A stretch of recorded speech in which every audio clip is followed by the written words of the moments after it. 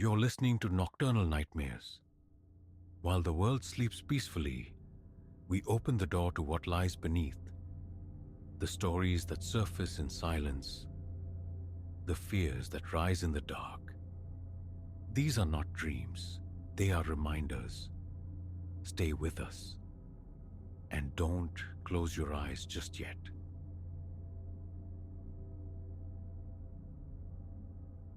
The summons arrived on a Monday, slicing through the afternoon torpor via telephone. A potential patron, a Mr. Kalin, his voice tight with a peculiar urgency, required my skills for the restoration of an anomalous effigy unearthed from some unspecified archaeological dig. He spoke of unsettling sigils, of a faint resonance humming through the stone upon contact. His words laced with an anxiety he barely contained. He insisted vehemently that I, Elias Thorne, handle the commission personally. Skepticism warred with the stark reality of needing the work. I acquiesced. That very evening, under a bruised twilight sky, Kalin materialized at my studio, the artifact entombed within a crate of rough, aged timber. Once he departed, leaving behind a residue of palpable unease. I pried open the wooden confines and confronted the object. It stood roughly 3 feet high, sculpted from a tenebrous stone whose surface felt like coarse, ancient earth. Its form was vaguely anthropomorphic, yet skewed, an idol warped by some forgotten, alien aesthetic. The cranium swelled disproportionately large above a torso clutched by crossed arms. Thin fissures networked across the chest. Its eyes were mere voids, hollow sockets that nonetheless seemed to possess a chilling, vacant focus, tracking my movements within the cavernous space of my workshop. An unwelcome shiver traced my spine. Dawn found me ready, or so I told myself. The effigy held center stage beneath the glare of powerful lamps. Around it, I arranged my instruments. Chisels honed to a razor edge, brushes of varying fineness, distilled water, chemical baths, binding agents, the tools of resurrection for inanimate things. My objective? Assess its structural frailty, seal the fractures, and gently coax its original surface from beneath layers of time and neglect. The moment my palms pressed against the stone torso, a subtle vibration pulsed into my flesh. Faint, rhythmic, disturbingly akin to a faltering heartbeat. I leaned closer, placing my ear against the cool stone, straining to hear. Silence. I touched it again. The thrumming ceased. The stone felt inert, cold, as any rock should, yet the phantom pulse lingered in my memory, undeniable. A film of perspiration slicked my brow.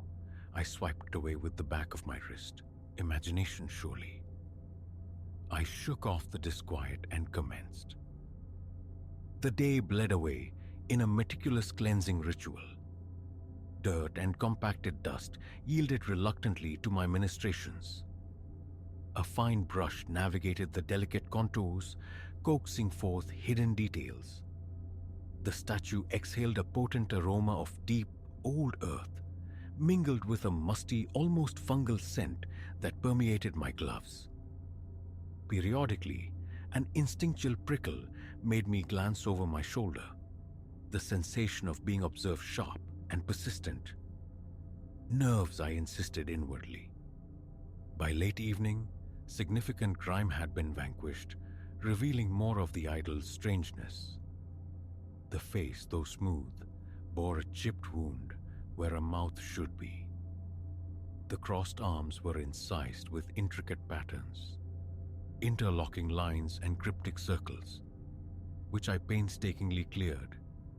It was nearing 10 when I finally ceased my labor, extinguishing the main lights, leaving only a single, stark bulb suspended directly above the figure. Locking the workshop, I ascended the stairs to my living quarters above. As I reached the landing, a whisper, thin as spider silk, brushed against my hearing. Unintelligible, fleeting. I froze, listening intently. Silence returned. Peering down through the stairwell railing, I saw the statue, immobile in its pool of weak light. Just the old building settling, I reasoned, and sought my bed. Sleep, however, proved elusive. Around 2 in the morning, a distinct scraping sound echoed from below. Stone dragging on concrete. Adrenaline jolted me awake, heart hammering against my ribs. Snatching a heavy flashlight, I crept downstairs into the Stygian darkness of the workshop, broken only by slivers of moonlight filtering through the tall windows. My bare feet recoiled from the cold floor as I approached the effigy. It seemed altered. The arms, still folded, rested at a subtly different angle than I recalled. I stared, trying to reconstruct its precise posture from hours before. Placing my hands upon it once more, I registered a faint, residual warmth beneath the surface, though the vibration was absent. Perhaps I was mistaken, disoriented by sleep deprivation. Retreating towards the stairs, I couldn't dispel the burgeoning conviction that something within the stone was stirring, aware. Morning light brought a forced resolve. Focus on the craft, Elias, not on phantoms. The agenda was clear. Address the fractures marring the arms and torso. Yet, as I began applying a stabilizing solution, the stone around the fissures felt unnervingly brittle. Before my eyes, the cracks didn't just accept the sealant. They propagated, spider-webbing outwards, forming thin, deliberate lines that snaked around the torso. They coalesced into shapes reminiscent of characters, yet belonging to no script I recognized. I rubbed my eyes, checked the pressure of my application. Feather light. Still, the fissures spread, almost as if the stone itself reacted, rejecting the mending. I halted, stepping back, a knot of dread tightening in my gut. The workshop air felt thick, stagnant, heavy, with the smell of chemicals and disturbed stone dust. Throwing open a window, I gulped fresh air, gazed momentarily at the indifferent world outside, then turned back to the silent, watching figure. Work, I commanded myself. Keep working. Employing a fine-tipped pick, I began clearing loose flakes from the edges of the newest cracks. The instant the tool touched the torso, the vibration returned. A brief 2-second thrum, then gone. My scalp prickled, my breath hitched. It was merely tactile feedback, an echo of the pressure, I rationalized, even though the force applied was negligible, barely a tap. Later that evening, I found myself transfixed by the statue's face. The chipped mouth. Had its geometry shifted? A slight downward curve seemed etched at one corner, deepening the impression from a simple fracture into something resembling a grimace. My pulse quickened. Closing my eyes, I inhaled deeply, searching for logic. Stone does not reshape itself. Expressions remain fixed unless altered by tool or trauma. I had done neither, merely brushed away debris. Yet the lips looked undeniably different. Fumbling for my phone, I located a reference photograph taken before the restoration began. Zooming in on the mouth area confirmed my memory. Chipped, yes, but fundamentally flat. Now, that distinct sinister downturn marred one side. My hand flew to my chest, feeling the frantic tempo beneath. Comprehension remained terrifyingly out of reach. That night I resolved to keep vigil. Huddled on a stool near my workbench, a single lamp casting long shadows, I tried to fight off sleep. Exhaustion claimed me around 1. I awoke with a start at 3, neck agonizingly stiff, mouth parched. My gaze snapped to the statue. It had shifted. Not drastically, but perceptibly, angled slightly to the left. Its oversized head tilted fractionally, as if regarding my sleeping form. A cold dread washed over my arms. Rising, I circled the effigy, scrutinizing the concrete floor. Faint, shallow scratches marred the surface, tracing a short path from the statue's base to its current position. Drag marks, inches only, but undeniable. My flashlight beam trembled in my shaking hands. Anxiety warred with confusion. One impulse screamed to call Kalen, demand he retrieve this cursed thing. Another, deeper, more insidious urge compelled me to continue, as if the statue itself demanded completion. I retreated upstairs but found no solace in bed. Lying rigid beneath the covers, I listened. Around 4, the whispers returned, clearer this time. A sibilant chorus murmuring in low tones, their language utterly alien. My heart pounded. A feverish heat blooming behind my eyes. I remained frozen, eyes wide in the pre-dawn gloom, until daylight finally broke. The following day, under a revealing glare of morning, I examined the statue anew. More hairline fractures had appeared, forming intricate patterns across its arms and torso. Lines connecting into a complex, unreadable script. Hours spent scouring online archives and reference books yielded nothing. The symbols matched no known alphabet, no recognized ancient iconography from my extensive experience. A persistent knot resided in my stomach. My scalp itched distractingly. I found myself rubbing my hands together compulsively. Each time my fingers brushed the stone, the faint pulse answered, steady as a hidden metronome. Yet so weak, I constantly questioned my sanity. I resumed filling the cracks, but the task felt Sisyphean. Mending one fissure seemed only to encourage others to bloom elsewhere, as if the stone actively resisted repair. The air grew thick with particulate dust, coating my throat, making water a constant, yet ineffective, necessity. By late afternoon, an overwhelming urgency gripped me. Finish this now. The prospect of enduring another night like the last was intolerable. I worked with feverish intensity, attempting to force the cracks closed with generous applications of epoxy, smoothing, sealing, striving for completion. Yet, an hour later, the fissures yawned open again. Small sections of stone spontaneously chipped away, revealing new, cryptic shapes beneath.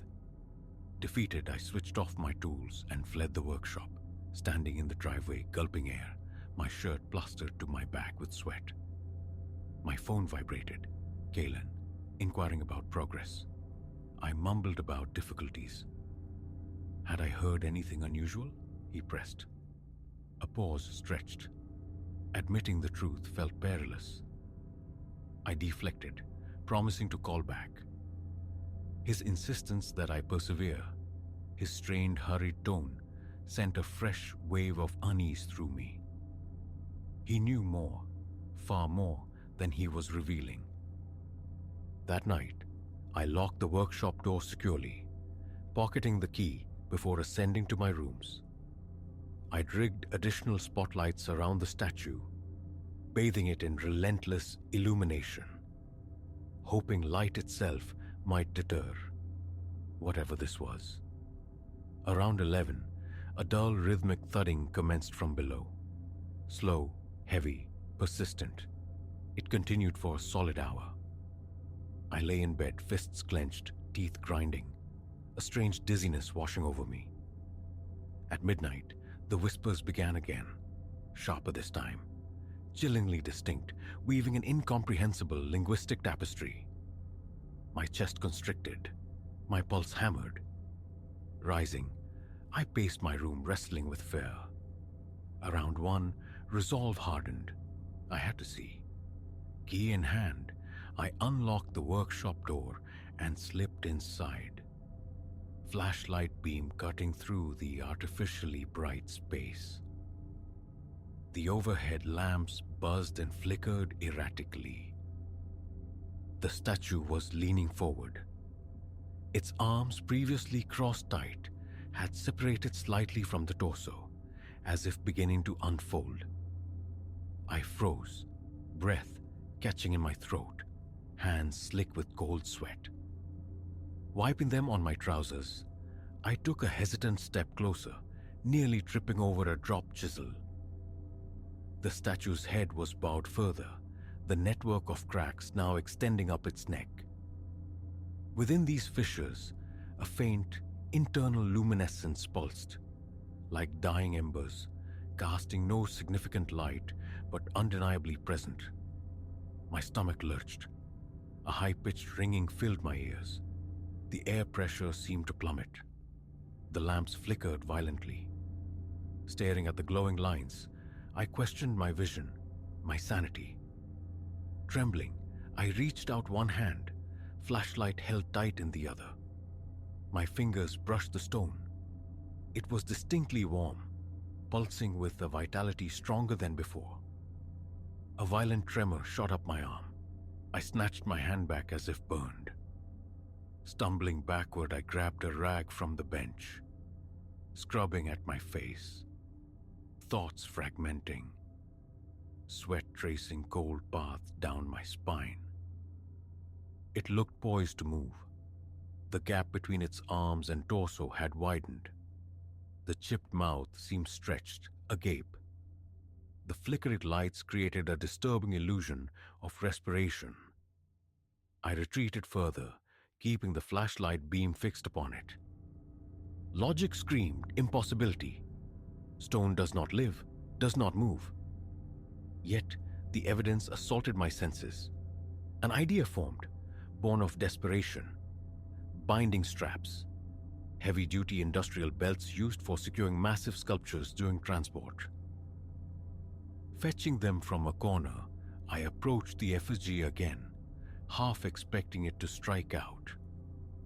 My heart pounded like a drum against my ribs. Forcing down the terror, I looped the thick canvas belts around the torso and arms, cinching them brutally tight, securing the ends to the heavy base with reinforced knots. Throughout the process, the stone vibrated beneath the restraints. My stomach churned. My hand shook uncontrollably. When finished, the belts pinned the arms firmly against the body. I stepped back, panting. The faint glow within the cracks persisted, but the statue remained immobile, bound. I remained there until sunrise, pacing the confines of the workshop like a caged animal. Periodically, I checked the straps. They held firm, but I noticed new cracks snaking around the statue's base, creeping up its legs. Soft popping sounds like minute geological fractures punctuated the silence. I tried playing music on my phone to drown out the incessant whispers, but they seeped through, insidious undertones beneath the melody. By morning, the internal glow had subsided, leaving only the intricate web of fissures and that lingering, unsettling sense of latent breath within the stone. As soon as dawn painted the windows gray, I called Galen. My voice, thin and reedy, informed him I could not proceed. I attempted to articulate the phenomena, the impossibility of it all. He cut me off, his tone hardening. "Finish the job, Elias, whatever it takes." He mentioned a substantial sum, a figure far exceeding the initial quote. I hesitated, caught in a strange confluence of fear and a perverse, compelling curiosity. I had to see this through. I agreed, informing him I would make one final call upon completion. The entire day became a battle against the stone's apparent will. Tightening straps as new cracks appeared, patching surfaces that seemed determined to shed their skin. I watched the idol constantly, as one might watch a predator. Each application of epoxy met with that disconcerting vibration. By late afternoon, the archaic symbols had proliferated, covering the entire torso in meticulously ordered lines. Some curved, others angular spirals and triangles. They seemed to writhe just beyond the edge of perception. Glancing away and looking back revealed subtle rearrangements I could never quite witness happening. As evening shadows lengthened, my grip on reality felt tenuous. My eyes burned, my back screamed in protest. My fingers throbbed from the constant manipulation of tools.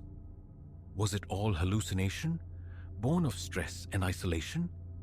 But the physical evidence remained. The ever-expanding cracks, the anomalous warmth, the flickering lights, the phantom whispers. The thought of smashing the statue arose, only to be quashed by a powerful internal resistance. A certainty that this object harbored something ancient, potent, yearning for release or reawakening. I felt its pressure building. Night descended once more.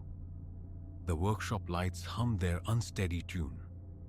The statue stood bound, quiescent yet radiating tension. Locking the door, I stood outside, listening. The rhythmic thudding returned, steady, resonant, seeming to vibrate up through the very concrete beneath my feet. My head pounded.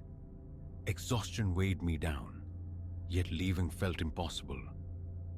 Returning inside, I resumed my vigil on the stool, flashlight aimed squarely at the effigy.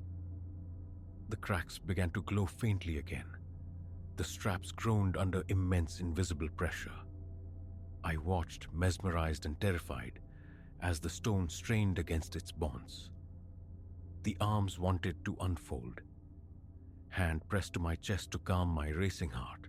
I knew inaction was no longer an option. Grasping my chisels, I approached the statue, my mind strangely blank, save for a single imperative.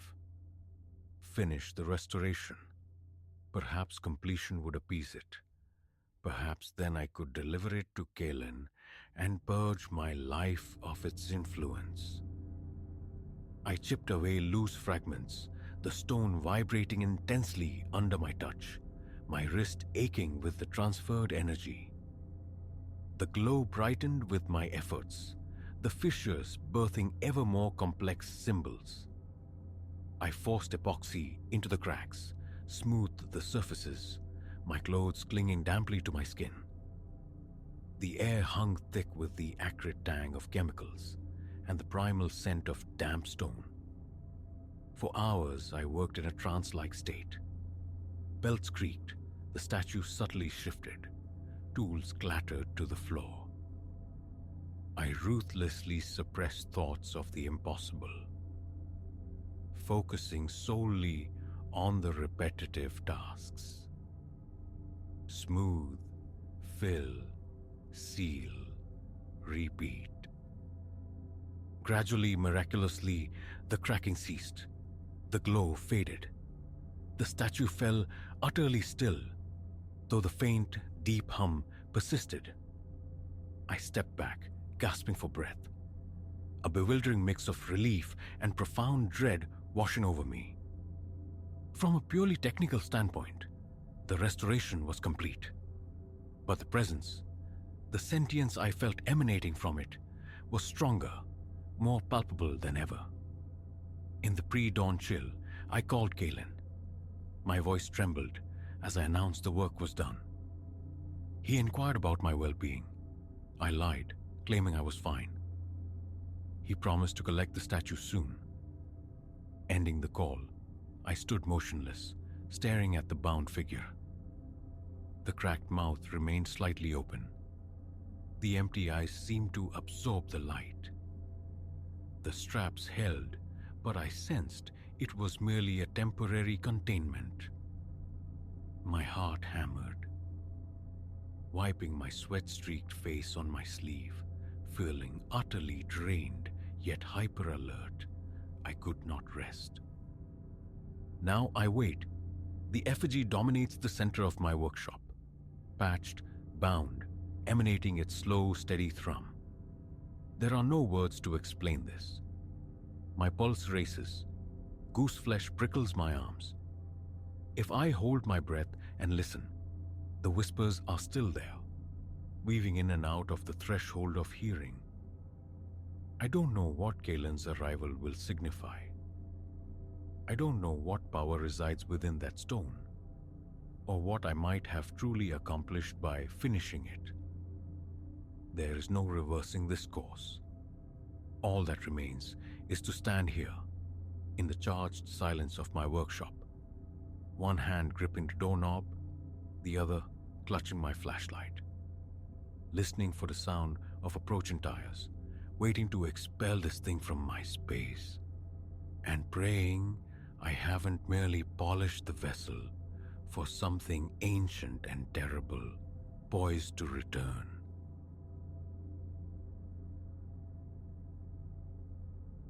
The flashlight's cone speared the darkness, impaling a pair of eyes, feral, cornered, and the truth struck me like a rogue wave. A calamitous error. The figure I'd wrested from the ocean's fury wasn't Storm Flotsam. He was a wolf, and I, the fool shepherd, had just unlocked the fold.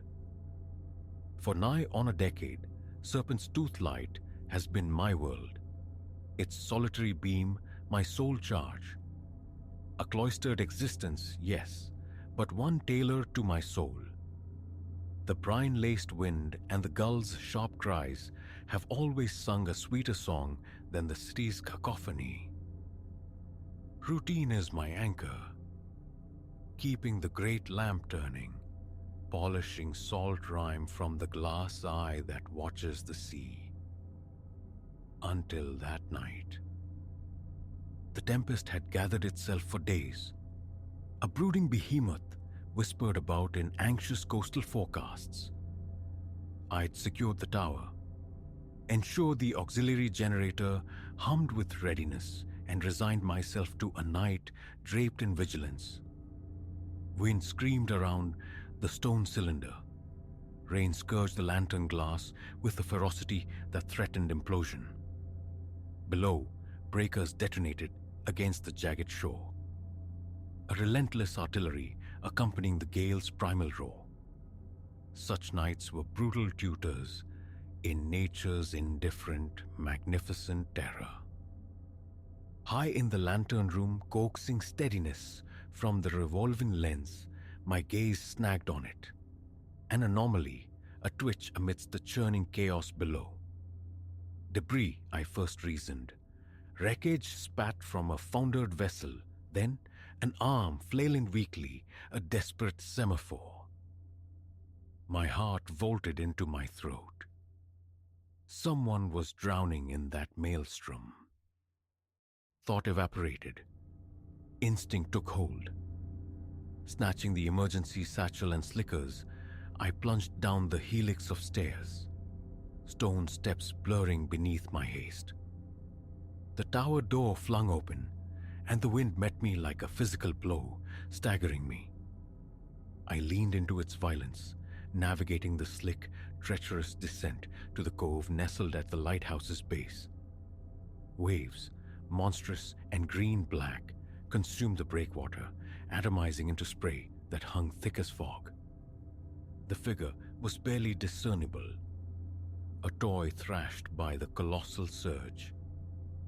How he'd come to be there defied reason.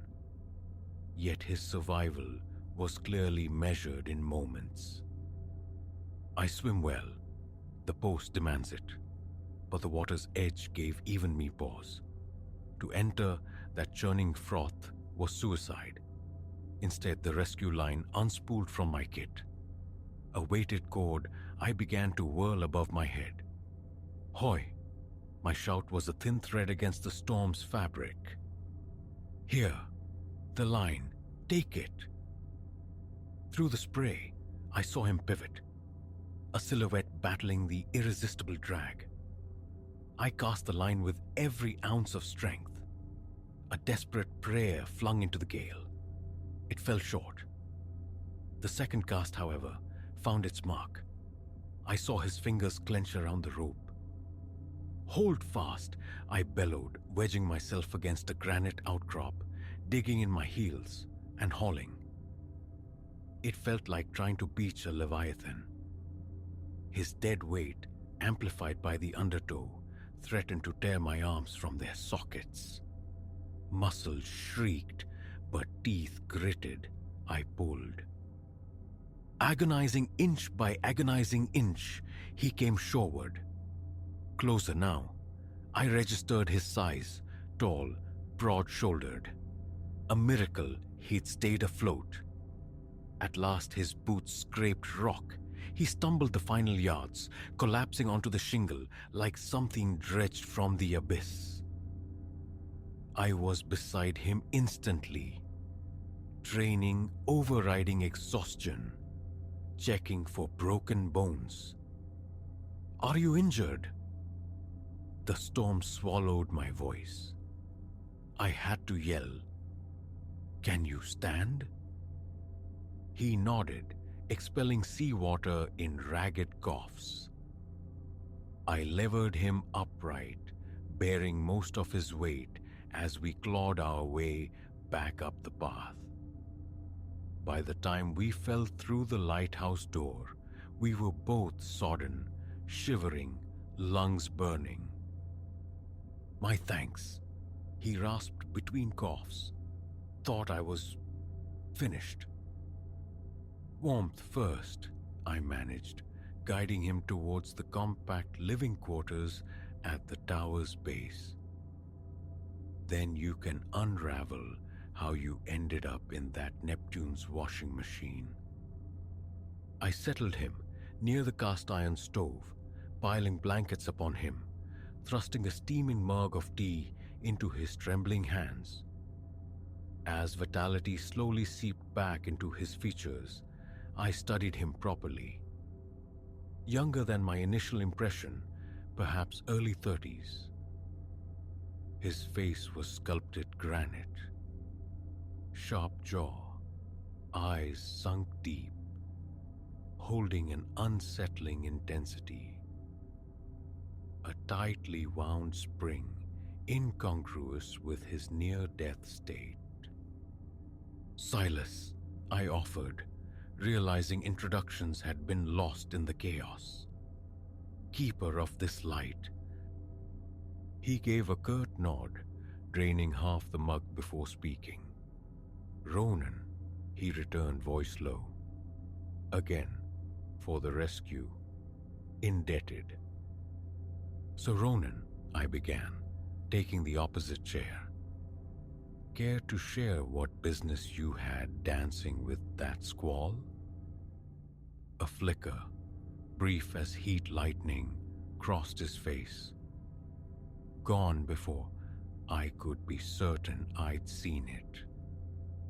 Trawler, he stated. Storm overtook us, pitched overboard. Plausible, yet dissonant notes lingered. His attire wasn't that of a fisherman, and his eyes held a weariness deeper than mere physical exhaustion. Something haunted. I didn't probe. He'd stared into the abyss. Questions could wait for calmer waters. You're safe here now, I said, rising. They say the storm breaks by dawn. I'll signal the Coast Guard then. arrange passage for you." He nodded, but his knuckles whitened on the mug. "Right," he murmured. "Appreciate everything." I led him to the Spartan guest room, reserved for infrequent inspectors. "Rest," I advised. "Call out if you need anything." Closing the door, an undeniable wrongness prickled at me, a discordant hum beneath the storm's receding howl. I dismissed it. The light demanded tending, storm or no. The night aged, the tempest's fury gradually diminishing to ragged breaths. I made my rounds, checking the lamp, the mechanisms, perpetually conscious of the unexpected presence below. Dawn was a pale rumor in the east when I heard it. A soft groan of floorboards alien to the tower's familiar symphony. I went utterly still, listening. Again, nearer. Turning deliberately, I found Ronan framed in the watchroom doorway, his face obscured by shadow, expression unreadable. "All well?" I kept my tone level, casual. "Something needed?" He advanced a step. Only then did I see it, clutched in his hand. My blood turned to slush, the heavy spanner from my own toolbox. "Apologies, Silas," he said, his voice a low thrum of intensity. "But I can't allow that signal to the Coast Guard." The tumblers clicked, the horrifying picture resolved. No fisherman, a fugitive, running. "Listen," I began, hands raised, palms out. "Whatever mire you're stuck in, we can sort this. No need for anything drastic." A laugh, dry and mirthless as scraped stone. "You fail to grasp the situation. There is no sorting this. The depths are too profound." Another step forward. I retreated, mind scrambling, trapped, high in the lantern room, the spiral stairwell my only egress, a bottleneck against his larger frame. Physically, the odds were starkly against me. "Just let me vanish," he urged. "Forget my face. I'll find my own way off this cursed rock." I shook my head. "You know I can't do that, Ronan. Whatever it is, facing it must be better than adding violence, or worse, to the tally." For an instant, uncertainty flickered in his deep-set eyes. A brief hesitation. Then the granite set hard once more. "I won't go back," he snarled. "I cannot." He lunged. The wrench described a vicious arc aimed at my skull. I ducked reflexively, the displaced air whispering past my ear. Thrown off balance, he stumbled against the iron railing encircling the great lamp. Pure reaction propelled me forward. I grappled for the tool. We wrestled, swaying perilously close to the gallery's edge. Though the storm had waned, the wind at this height remained a powerful, snatching force, tearing at our clothes, swallowing the sounds of our struggle. My fingers closed on the wrench's cold steel, straining to break his grip. He possessed brute strength, but desperation lent me a frantic energy. Suddenly, his footing betrayed him on the slick, damp metal floor. Panic flared in his eyes as his balance tipped irreversibly backward over the rail. His hand shot out, snagging my shirt front. A terrifying moment stretched, him pulling me into the abyss with him. Then, miraculously, his grasp slackened. He fell.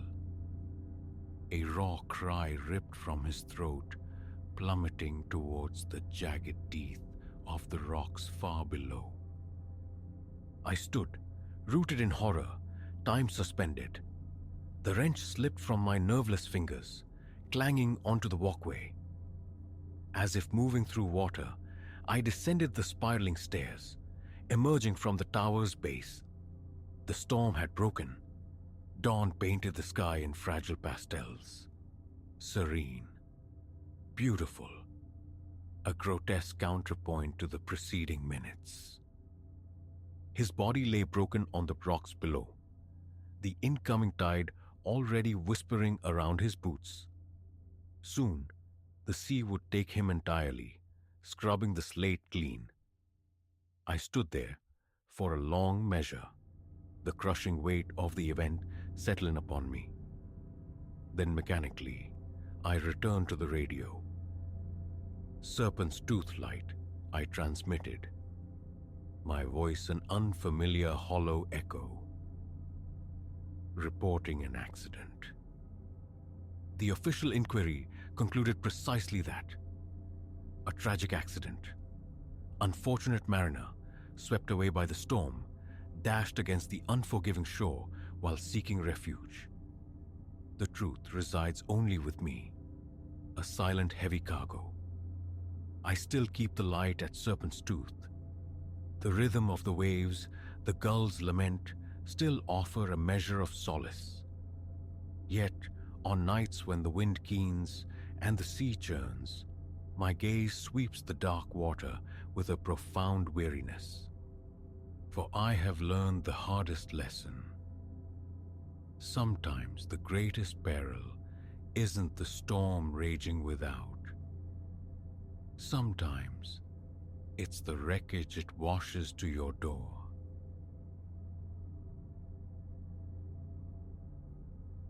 The instinct was always to keep that night sealed away, a private dread. But silence festers, doesn't it? What use is it now? I remember ascending the stairs to the annex study, my body leaden from the day's labor, each step an effort. The corridor sconces pulsed erratically, a detail I dismissed too easily. A faint coffee bloom still marked my shirt. I prayed inwardly against commentary. The energy for banter utterly absent. My sole ambition: settle in, absorb the latest research materials, and be gone before the clock struck 12. That was the sum of my intent as my hand turned the knob, pushing the door inward to reveal the familiar tableau. The long table, the circle of faces. I was, as ever, the solitary man amidst the gathering. Not by design, merely the persistent pattern of our assembly. 7 women convened that evening. Notebooks lay open, miniature torches rested beside some. Phones poised to capture any deviation from the mundane. Our usual congress involved dissecting accounts of the spectral, trading theories, noting phenomena. Typically, it was cerebral, uneventful. Tonight, however, was different. Someone, Serafina, I believe, though memory blurs, had procured an unusual artifact. It rested now at the table's center, beside a tome whose cover was scarred and peeling. A medallion. Crude sigils, looking less carved than gouged, marred its surface. A tarnished, lusterless gold hue, bleeding into darkness at the periphery. The chain was absent, only the disc remained. I lingered by my designated chair, gaze snagged by this object. It didn't gleam. It absorbed the light, a battered relic. Yet, a current of unease prickled beneath my skin. My throat felt suddenly parched. A hand raked through my hair. A shallow breath escaping my lips. We settled into our seats. A low electrical hum from the overhead fixture filled the initial quiet.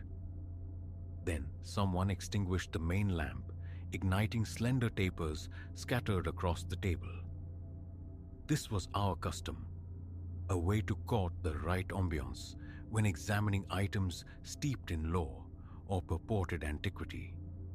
I thought little of it, though the air felt thick, stagnant. Odd, I mused, that no window had been cracked on such a warm evening. Shrugging off my jacket, I draped it over the chair's back. Serafina offered the provenance, a gift from an acquaintance, a collector of curiosities, possibly tied to forgotten rites. An invitation was extended to handle it. Turn by turn, it passed through our hands. When my turn came, the metal shocked me with its coldness, a stark contrast to the room's warmth. A peculiar tingling danced across my fingertips. Psychosomatic, I assured myself. I passed it on, attempting to unclench muscles I hadn't realized were tight. Discussion commenced, focusing on the inscriptions. One of the women consulted the dilapidated book, murmuring comparisons, seeking parallels in archaic scripts. Runes, perhaps. The specifics elude me.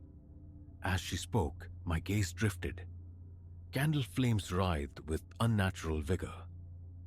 A cool draft caressed the back of my neck, though the windows remained sealed.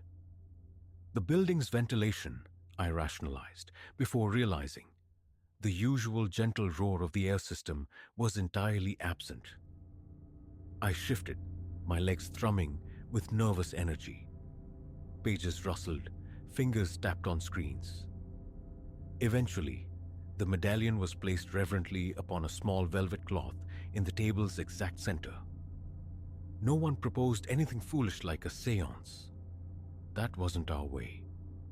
Yet, an abrupt, profound silence descended, pressing down like a physical weight.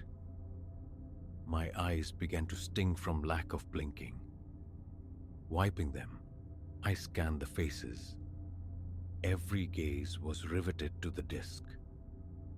A sound, faint and dry like claws on plaster, seemed to emanate from within the walls. I strained to pinpoint it, but the instant my attention fixed, it ceased. Then, a slow, protesting groan, wood fibers complaining under stress. Old floors, aging pipes, logical explanations warred with a rising baseless dread. My heart hammered against my ribs. Beads of sweat formed on my brow. My palms grew slick. Anxiety, I told myself firmly. Just nerves. But the palpable tension in the room was undeniable. Without preamble, a lance of pain drove into my chest, sharp and precise, near the sternum. A strangled gasp escaped me.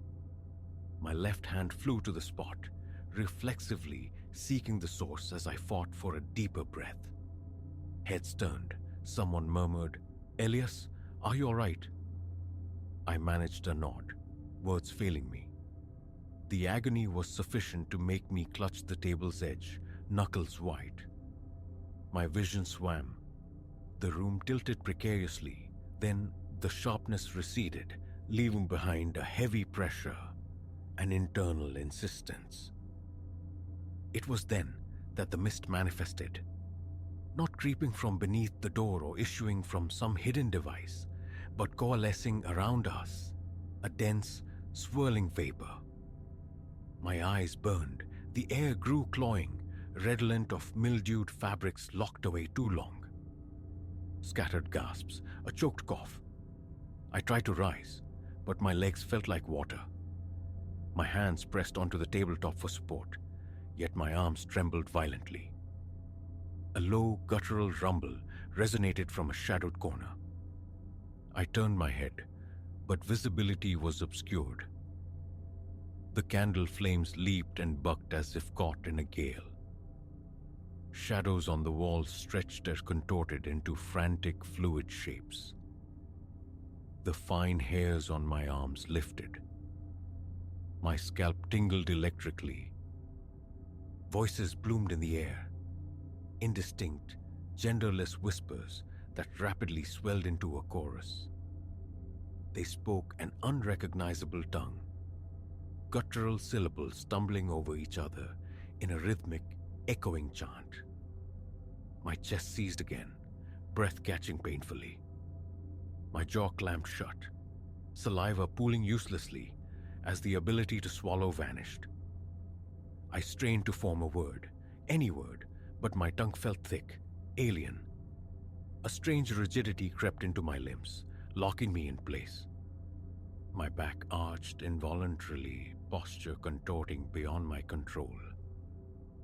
Raw panic surged, my pulse a frantic drumbeat echoing in my temples.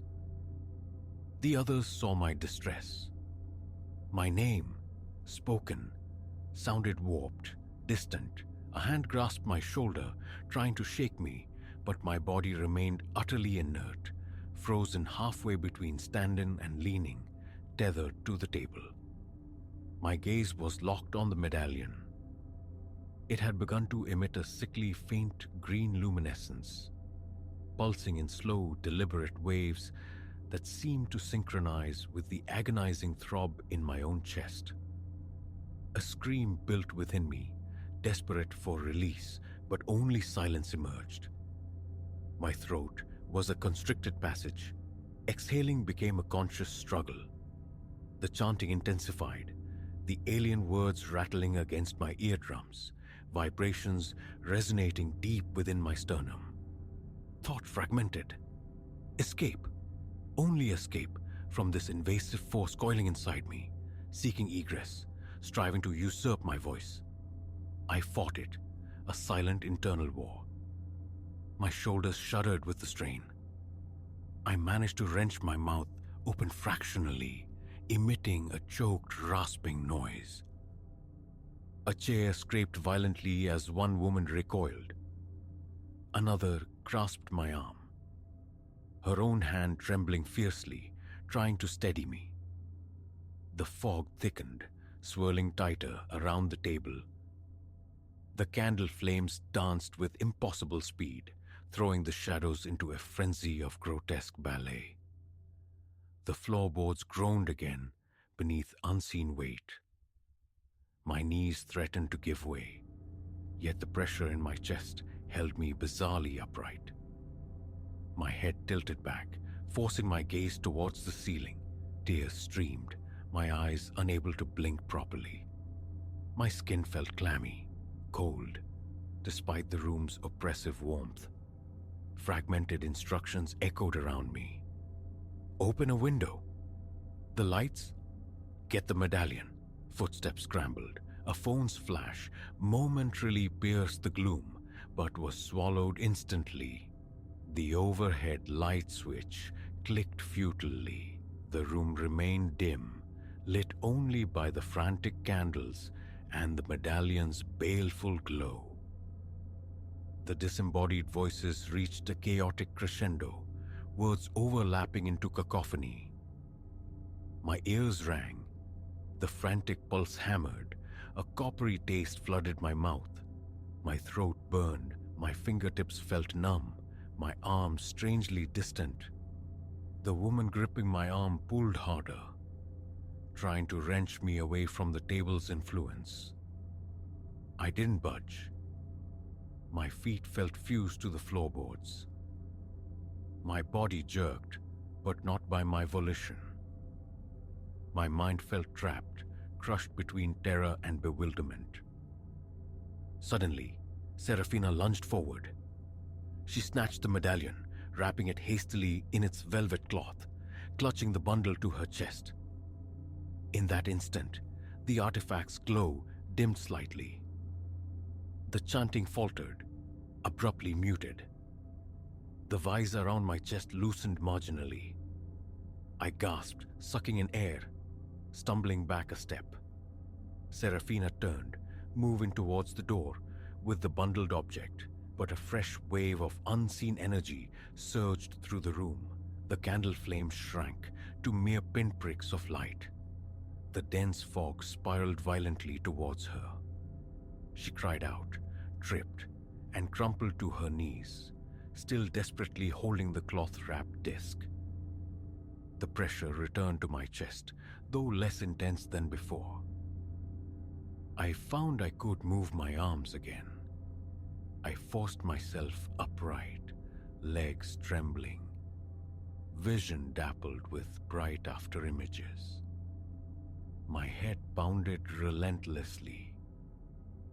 The others rushed to Serafina's side. Her knuckles were bone white where she gripped the bundle. I took a hesitant step, my own knees weak. Reaching down, I put an arm around her shoulders. Her eyes, wide and frantic, met mine. Her breath came in ragged gasps, damp hair plastered to her forehead. "Take it," she rasped, her voice shaking. "Elias, take it away." Hesitation warred with the raw terror etched on her face. I didn't want to touch that thing again, but she pleaded, desperation overriding my fear. I took the velvet bundle. A faint, electric buzz immediately traveled up my arm from my hand, noticeable but weaker than the earlier force. I tightened the cloth, ensuring the metal was completely shrouded. My gaze swept across the pale, sweat-slicked faces of the others. Short, panicked breaths punctuated the near silence. The candles still flickered, but their flames were small, subdued. The chanting was gone, replaced by a deep, resonant hum vibrating through the very walls. The fog eddied but began to recede, thinning noticeably.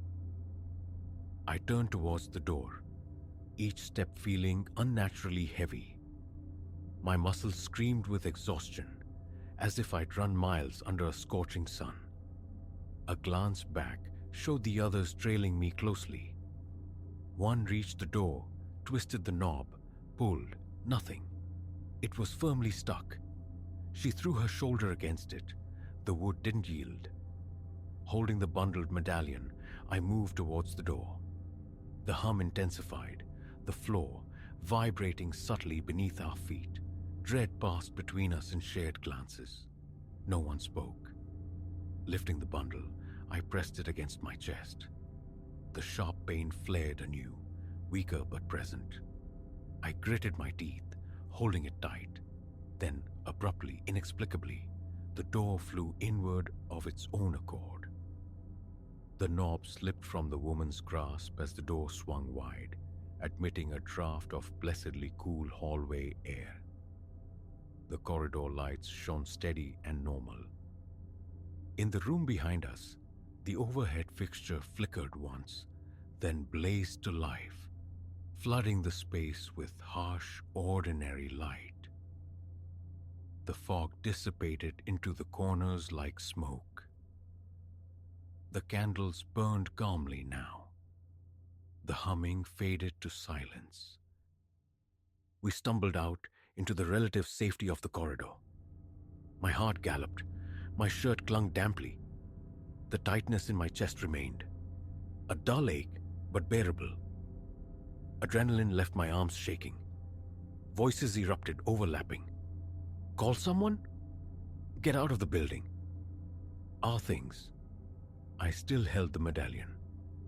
The memory of the chanting echoed, a phantom resonance. I moved further down the hall, away from the threshold, and placed the velvet bundle carefully on a small metal utility chair. Then I leaned against the wall, dragging in deep breaths. The others gathered in a loose semicircle around the chair. I rubbed my chest, trying to regulate my breathing. The hallway air felt clean, cool, a stark contrast to the suffocating miasma we'd escaped. My head throbbed. My arms still tingled faintly. No one knew what to do next. Serafina approached the chair cautiously. "Elias, can you stand okay?" she asked, her voice strained. I nodded, my throat raw. "Fine," I croaked, shaken. She gently touched the cloth, peering inside. The medallion was inert, dull metal once more. A few others craned their necks, relief warring with residual fear on their faces. A knot remained coiled in my stomach. My hands felt restless, twitching at my sides. The sensation of being invaded, of something alien trying to speak through my unwilling throat, was branded onto my memory. Consensus formed the object needed containment. Serafina located a sturdy plastic box in a nearby supply closet, lining it with spare rags. Carefully, she slid the bundled medallion inside and secured the lid. A measure of tension eased from my shoulders. Wiping sweat from my brow with the back of my hand, I exhaled slowly. We ventured back into the study to retrieve bags, phones, notebooks. The room felt merely old now, not malevolent. The bright overhead light banished the shadows. The candle seemed mundane. The air was clear. My legs remained unsteady. I braced myself against the long table. Eyes met across the room. Shared trauma. Unspoken questions. How could we articulate what had transpired? The voices. The fog. The force. We had no framework, no explanation, only the raw experience. Packing quickly became the only logical action. One by one, we filed out, descending the aged staircase with deliberate steps. Outside, the humid night air enveloped us. We clustered near the entrance for a moment, a small knot of shared shock catching our breath. I stared at the sodium glare of the streetlights, the distant hum of traffic, a comforting normalcy. Yet, the phantom chanting persisted in my mind's ear. My chest ached with a profound weariness. Little was said. We confirmed everyone was physically unharmed, exchanged numbers, vaguely agreed to reconvene, to decide the medallion's fate. Sliding into my car, I gripped the steering wheel, knuckles white, waiting for the tremors in my hands to subside. My stomach churned. Turning the key, I drew several deep, steadying breaths and pulled away from the curb, consciously avoiding the rear-view mirror. That was the night something unseen, unknown, tried to push its way through me. My heart still kicks into a frantic rhythm when the memory surfaces. The clawing fog, the invasive voices. What that medallion truly is, its origins, its purpose. I remain ignorant, and perhaps it's better that way. But the truth of it, stripped bare, a presence used me, bent me to its will. There are no elegant phrases for that violation. It simply happened, in that room, on that aberrant night. And every second remains indelible.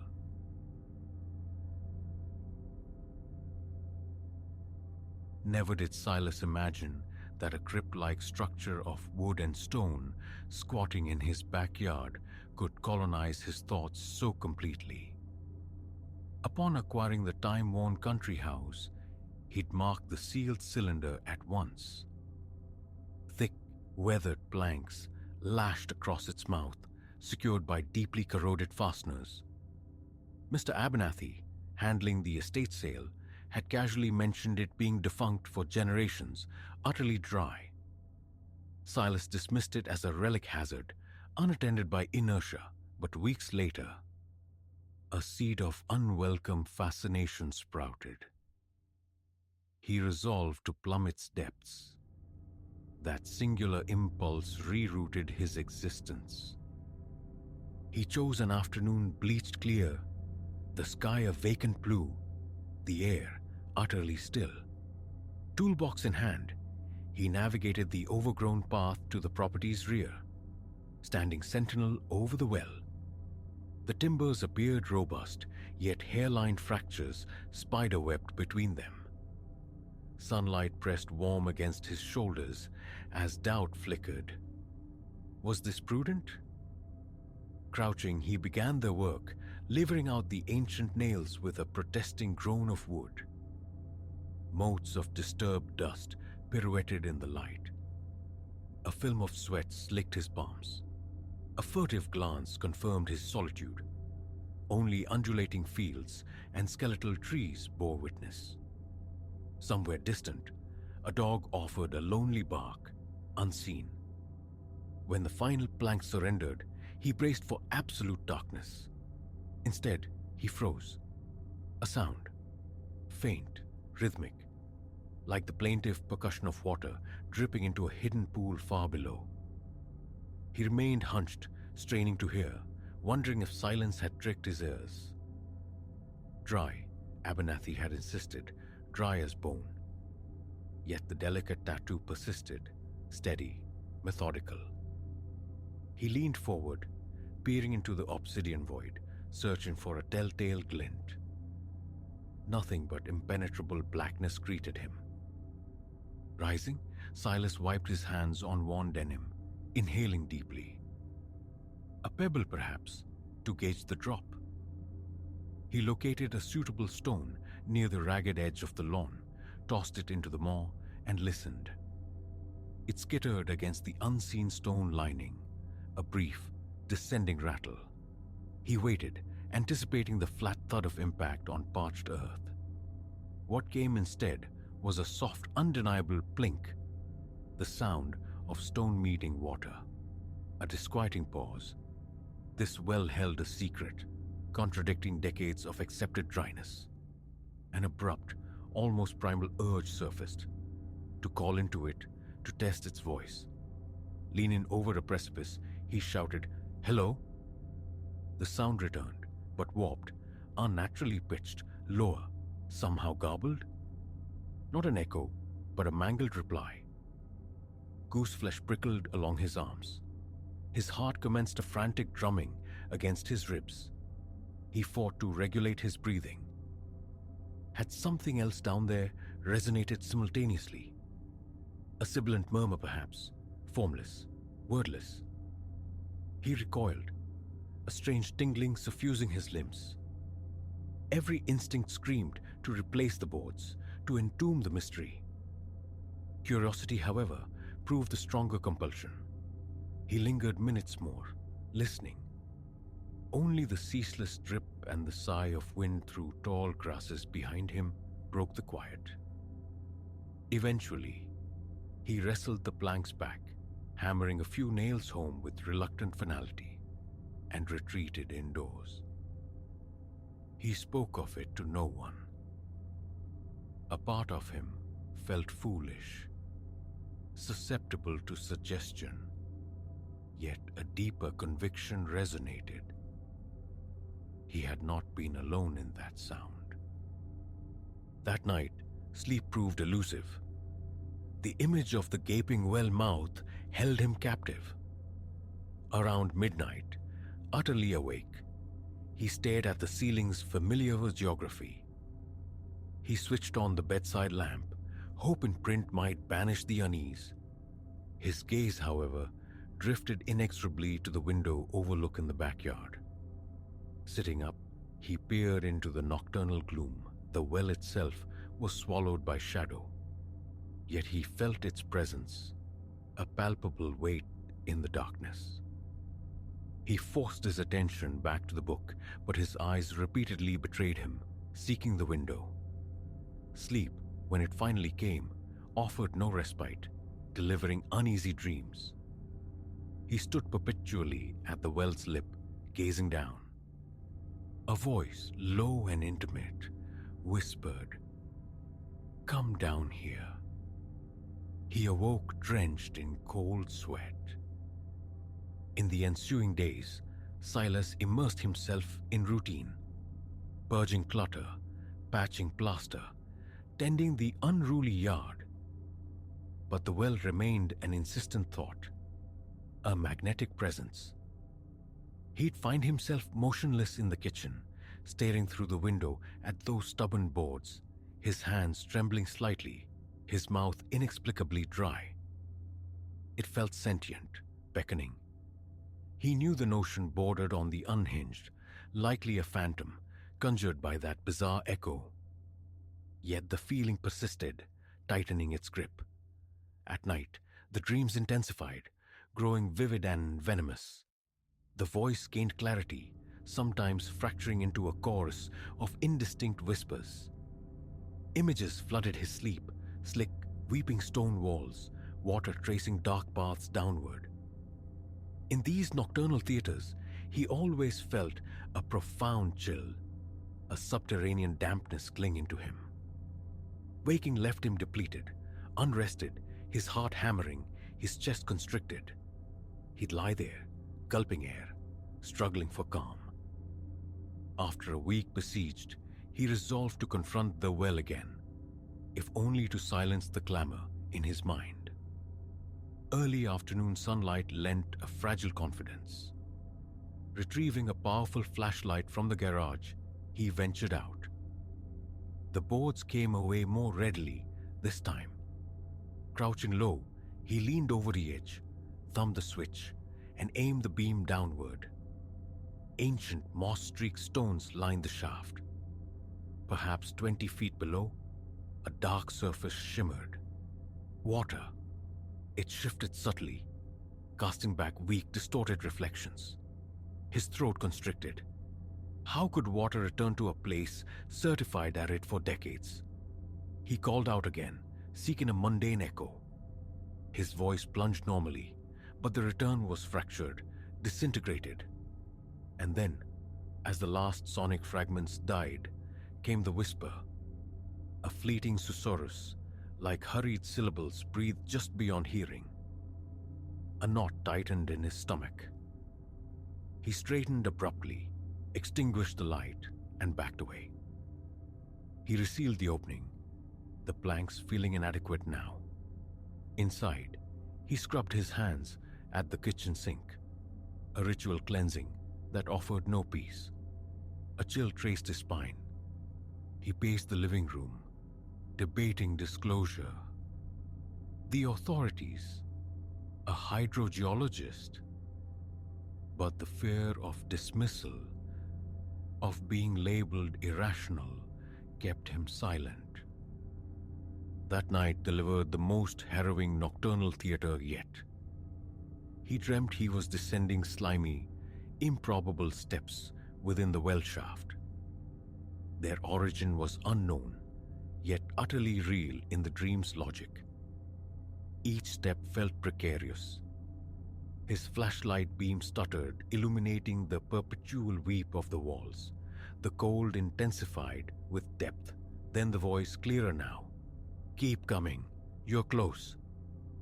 Panic surged, yet his feet moved with an automaton's obedience. He awoke gasping, sheets clinging damply.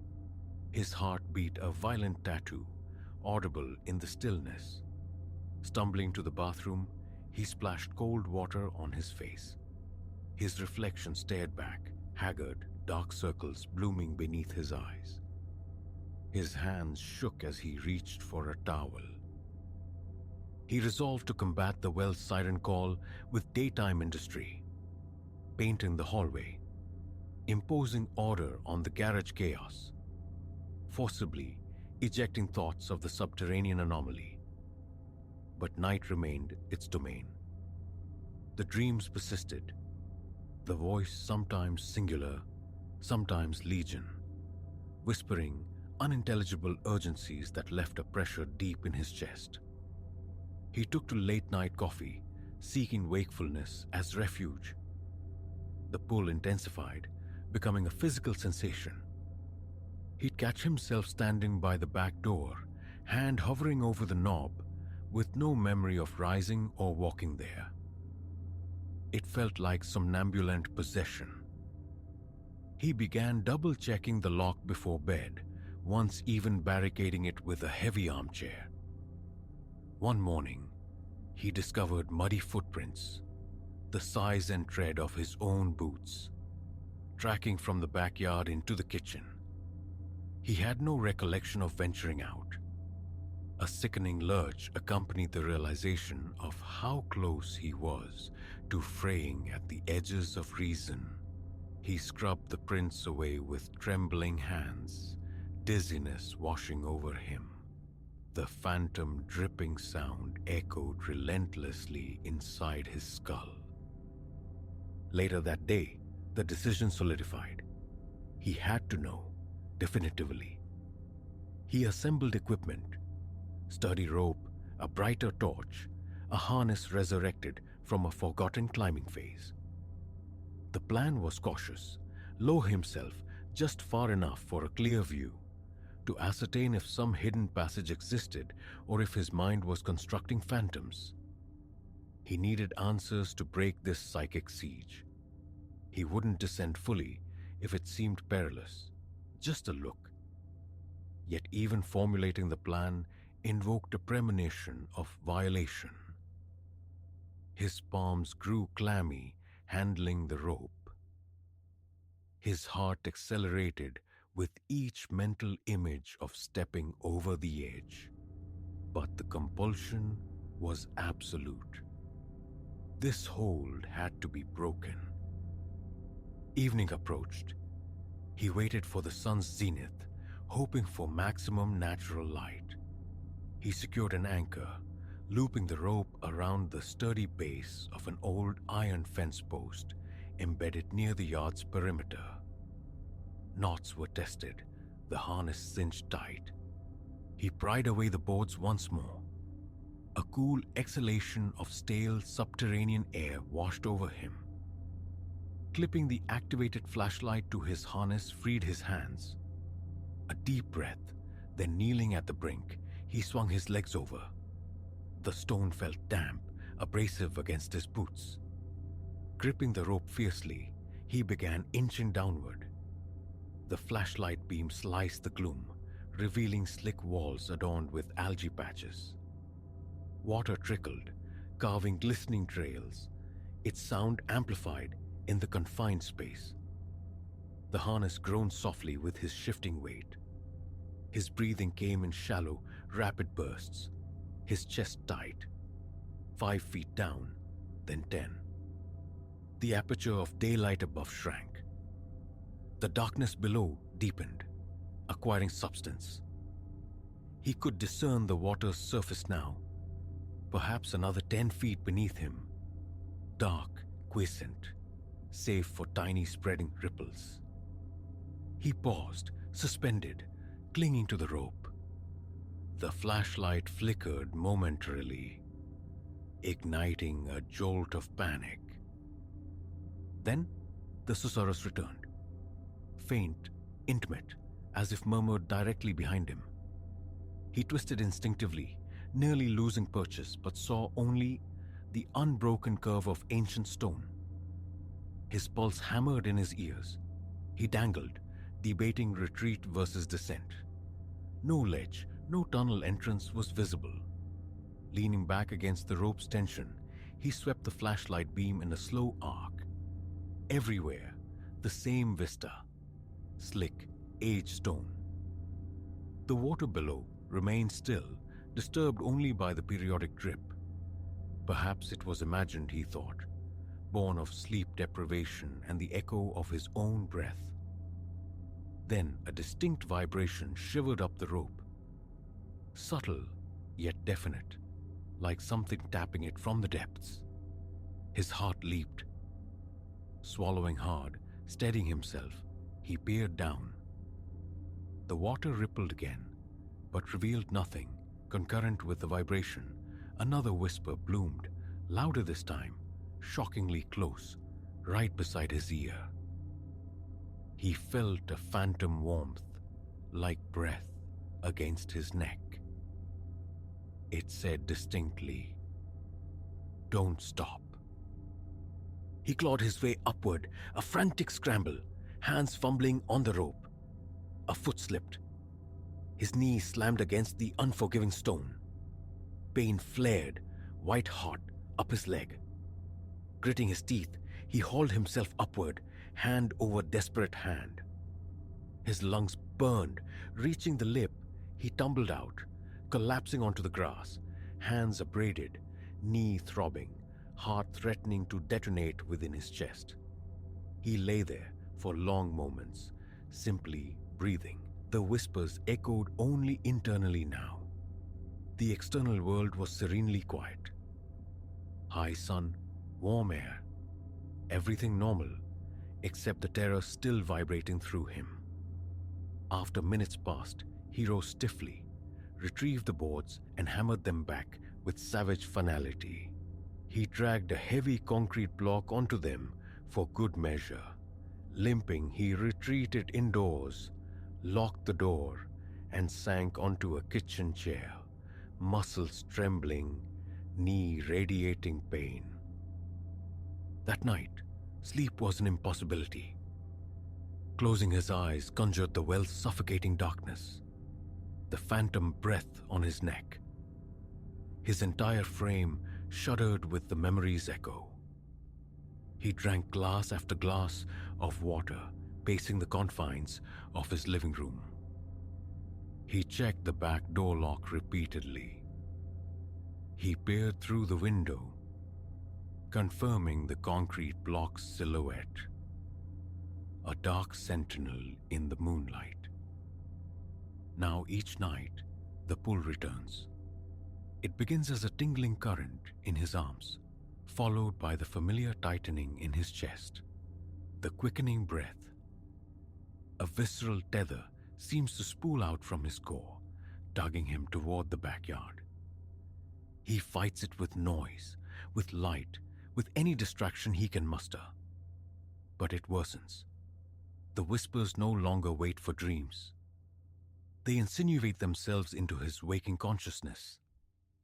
They plead, cajole, demand his return, urging him to unseal the well, to descend again, to keep going. He doesn't know if they originate from stone and water or from the fracturing landscape of his own mind. He only knows the call is relentless, and his resistance feels increasingly fragile. How much longer he can refuse, he cannot say.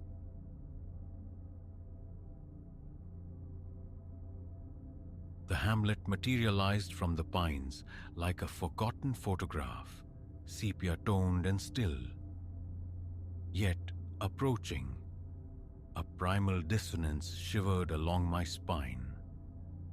This place, nestled so deep, it felt outside of geography, was fundamentally askew.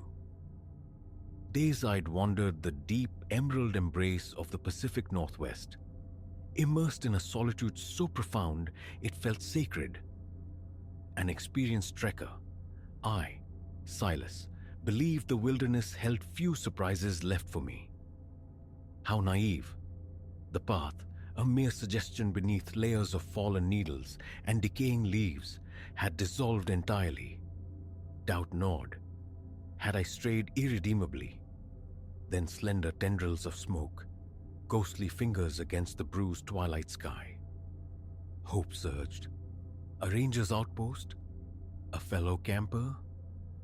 Directions at least.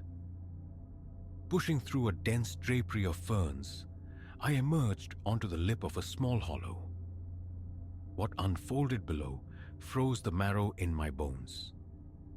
Not a campsite, but a settlement, crude log shelters roofed with thatch, huddled around a communal fire pit like supplicants. Figures moved with purpose.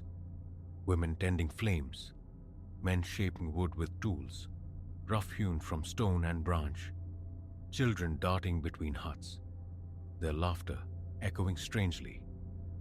They wore coarse, homespun garments, evoking images of pioneers clawing life from the earth. A historical reenactment. No placards, no ropes, no hint of performance. This felt terrifyingly authentic. A pocket of existence excised from the flow of centuries. A thrill, sharp and dangerous, pierced my shock, my amateur passion for anthropology ignited. A culture untouched, preserved in amber right here. This discovery transcended dreams. Stepping into the clearing, I raised a hand. Hello? My voice sounded thin, alien. I seem to be lost. Can anyone offer assistance? The effect was instantaneous, chilling. Every head swiveled, every pair of eyes, unnervingly similar, latched onto me with an intensity that felt like a physical touch. Laughter evaporated, chatter died. Only the fire crackled, consuming the sudden, heavy quiet. A man detached himself from the assembly. Tall, sinewed, his face a roadmap of weathered lines, hands thick with callus. His eyes, the palest, most startling blue, pierced straight through my defenses. "Greetings, wanderer," his voice rasped like stones grinding. "You have strayed far indeed from the worn ways." I offered my name, Silas, sketching the story of my hike, the vanishing trail. As I spoke, more villagers drifted closer, their gazes a disturbing blend of raw curiosity and something darker. A glint of hunger, perhaps, or profound anticipation.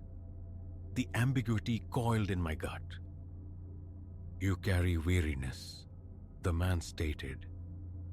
He named himself Malachi, the community's elder. "Come, share our fire, our food, rest. We shall speak of returning you to your world when the sun rises." My world? The phrase snagged peculiar, but fatigue and emptiness dulled my apprehension. I followed Malachi towards a larger hut, acutely conscious of the weight of those collective stares.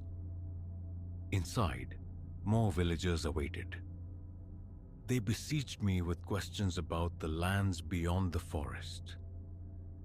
Their faces wrapped with childlike wonder as I described steel birds that crossed the sky, glowing rectangles that held voices and faces. It felt like briefing beings from another epoch. Night fell completely. They offered a thick, savory stew that warmed me from the inside out, its richness inducing a profound lethargy. Malachi guided me to a small separate hut, assuring me morning would bring solutions for my passage home. Exhilaration at my find should have filled me. Instead, lying on the rough sleeping pallet, a tide of dread crept higher. Something felt intrinsically wrong about this enclave, these people, their unnerving focus, their archaic turns of phrase, the sheer impossibility of their hidden existence. The pieces refused to connect sanely. Sleep offered no refuge, only fragmented visions of shadowed trees and watching eyes. I jolted awake in the pre-dawn murk, heart hammering, a noise, a presence. I was not alone. A silhouette stood framed in the hut's entrance against the faint external glow. I recognized her. One of the younger women, scarcely more than a girl. Ilara, perhaps. I hadn't got her name.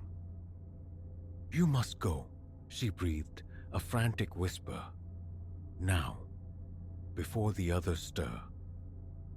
I pushed myself upright, instantly alert. "Go? Why? What's happening?" She cast a fearful glance back into the dimness.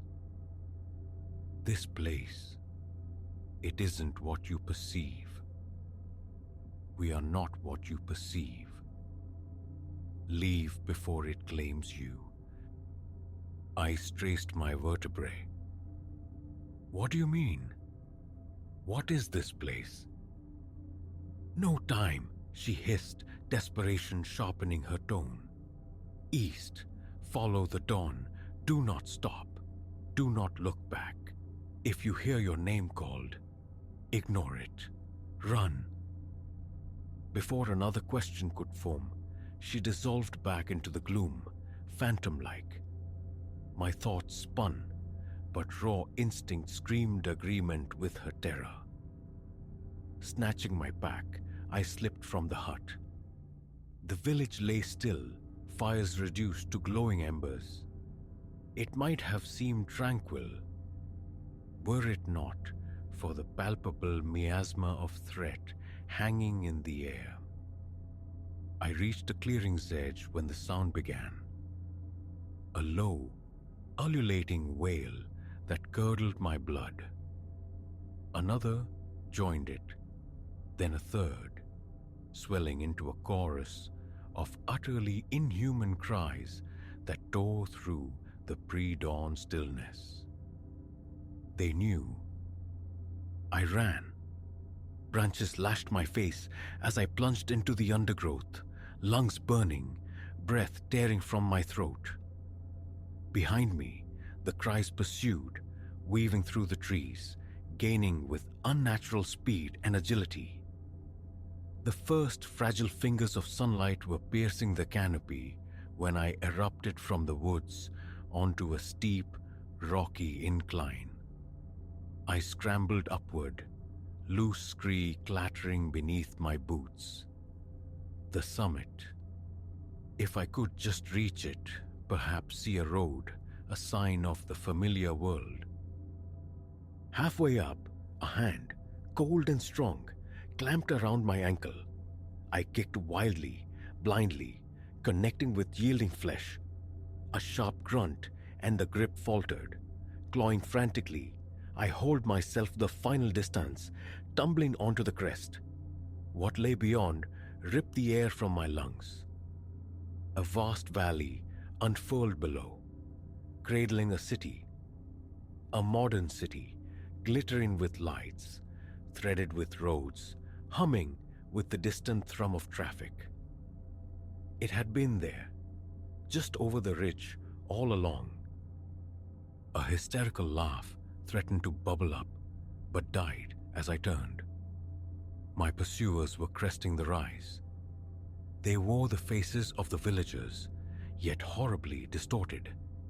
Skin like bleached parchment, eyes distended and black, mouths stretched into rictus grins displaying needle-sharp dentition. Their movements possessed a terrifying, liquid grace. Malachi led them. The avuncular mask stripped away, revealing something ancient, dreadful, his eyes burning with cold fire. "You imagined escape was possible," he snarled, the sound slithering. "That we would permit you to return, to shatter our sanctuary." What are you?" The words choked me. His laughter scraped like rocks grinding. "We are the first, the deep dwellers, the forgotten. These woods were ours before your kind raised stone hives and prayed to fleeting gods. Mostly we keep apart, but sometimes." His gaze swept over me, a raw possessive hunger plain within it. "Sometimes replenishment is required." They fanned out, penning me in. My boots scuffed the very lip of the precipice. Loose stones tumbled, vanishing into the forest far below. "Two paths remain," Malachi said, his voice acquiring a dreadful softness. "Return with us. Join us. Become eternal, or..." He gestured with chilling implication towards the void behind me. Time stretched thin. My gaze flickered between the monstrous figures before me, the dizzying drop, and the impossibly close city shimmering below. Closing my eyes, I drew one ragged breath and chose. I leaped. Wind screamed past as I plummeted. The world a chaotic spin of sky, trees, and the rapidly approaching earth.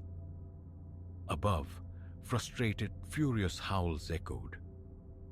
No profound insights came, no life flashing before my eyes. Just one stark thought: this will hurt.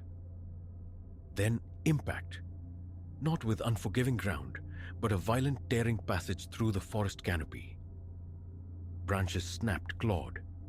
Suddenly, the fall ceased. I opened my eyes, convinced of my death, but agony flared through every nerve ending, a brutal confirmation of life. Miraculously, impossibly, I had survived. I lay amidst shattered branches and soft loam for an eternity, fearing movement, fearing the brokenness I might discover. Eventually, testing limbs, I sat up, cuts, bruises, a body screaming protest, but seemingly whole. Looking up, the cliff seemed immense, yet perhaps not quite the fatal height it had appeared. Luck, dense foliage, yielding earth, a confluence of improbable saviors. No sign of Malaki or the others. Perhaps their territory ended at the ridge. Perhaps they assumed the fall had been sufficient. I wouldn't linger to test theories. Each motion was torment, but I forced myself upright and began the agonizing trek east, towards the city, towards the world I knew. Hours later, bruised, bleeding, and half delirious, I stumbled onto asphalt. A driver swerved, took one look at my wild-eyed, battered state, and radioed for help. At the hospital, I offered the authorities a fractured truth.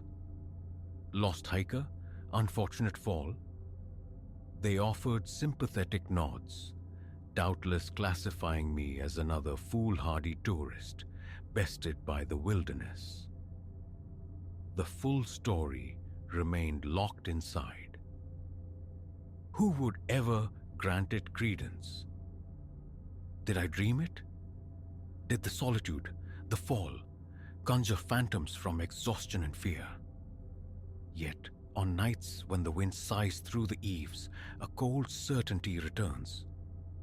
I see the village out of time, feel the chill of those collective eyes, hear the inhuman cries rising in the dawn. I remember the creatures with teeth like shards of ice, and the impossible choice made on the cliff's edge. And I know, somewhere, secreted within the deep, shadowed woods, they endure, waiting, watching, thirsting.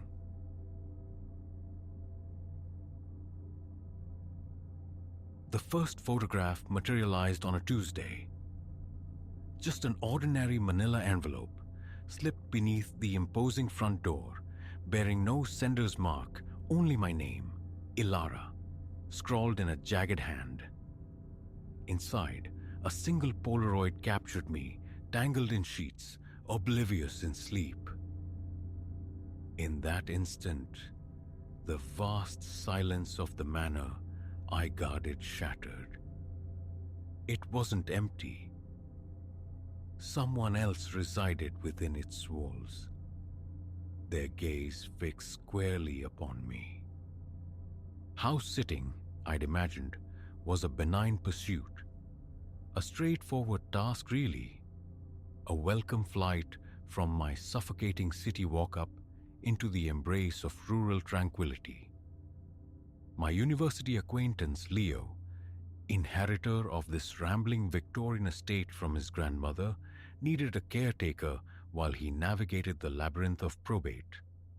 It'll be idyllic, Leo had enthused, pressing the cold, ornate keys into my palm. Absolute solitude, staggering views. Maybe you'll finally wrestle that novel into existence. The proposition was irresistible. A month ensconced in provincial splendor. Obligations limited to breathing and perhaps, finally, writing. Paradise, or so it seemed. The initial week unfolded like a dream, woven from quietude and contemplation. I fell into a rhythm. Mornings dedicated to the blank page, afternoons lost wandering the sprawling, overgrown grounds, evenings spent cocooned by the hearth's flickering warmth. A book, my only companion. The house itself possessed a certain dilapidated grandeur, a symphony of groaning floorboards, ill-fitting doors, and casements that shuddered dramatically with each gust of wind. These eccentricities, I told myself, were threads in its tapestry of charm. Then, on the 8th night, came the intrusion. A muffled thump resonated from the upper floor, the distinct sound of an object overturned. I stilled, the novel sliding forgotten from my lap, ears straining against the profound quiet. A drawn-out moment suspended in silence. Then, undeniably, the soft cadence of footfalls overhead. A frantic drum began against my ribs. I was alone here, supposedly. Leo had sworn no duplicate keys existed, that this domain was mine exclusively for the duration. My fingers closed around the cast-iron fireplace poker, the nearest approximation of a weapon. I crept towards the grand staircase, each protesting creak of the ancient timber amplifying into a thunderclap within the stillness. "Hello?" My voice, thin and wavering, snagged in the heavy air. "Is anyone up there?" Only the weight of the house's silence pressed back. Ascending the stairs felt like wading through treacle. The poker, a heavy, inadequate talisman in my clammy grip. At the landing, I paused, listening intently. An unnerving stillness prevailed. Methodically, I moved through the upstairs rooms, banishing shadows with flicks of light switches, peering into wardrobes and beneath dust-ruffled beds. Nothing. Everything remained precisely as I'd left it. A shaky laugh escaped me. How foolish. Just the old house groaning under its own weight, settling into the night. An overactive imagination, fueled by isolation. Yet, as I retreated beneath the covers later, a persistent disquiet lingered. A chilling certainty that my solitude was a fragile illusion.